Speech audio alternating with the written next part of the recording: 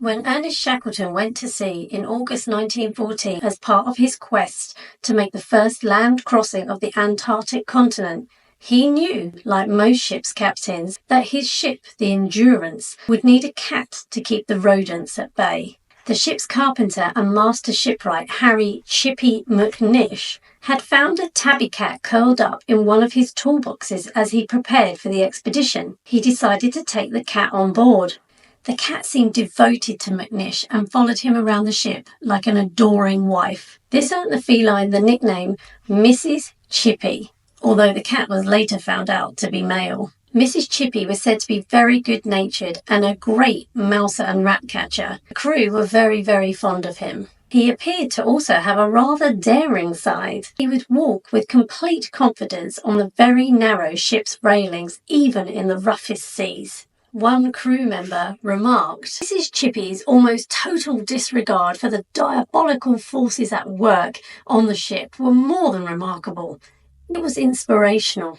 Such perfect courage is, alas, not to be found in our modern age." Unfortunately, Endurance became stuck in pack ice in mid-January 1915 and would eventually be crushed from the pressure.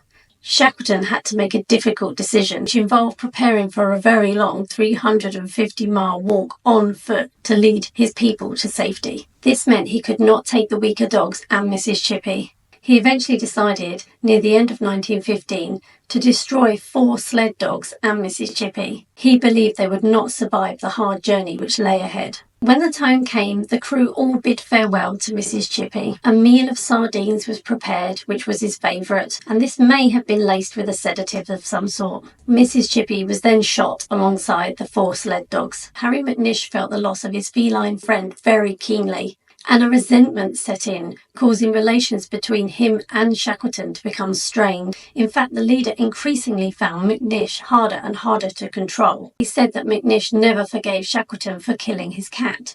However, after 3.5 months, and against all odds, Shackleton led his crew to safety, and no human life was lost. Despite McNish's carpentry skills being key to this success, Shackleton did not recommend him for the Polar Medal. This is possibly due to the deterioration in their relationship. McNish died in 1930 and was buried with full naval honours in an unmarked grave in Karori Cemetery in New Zealand. In 1959, a headstone was added to his grave by the New Zealand Antarctic Society. In 2004, after a public fundraiser, a life-size bronze statue of Mrs. Chippy was added to McNish's grave, and in some sense at least, McNish and his beloved cat were reunited once again.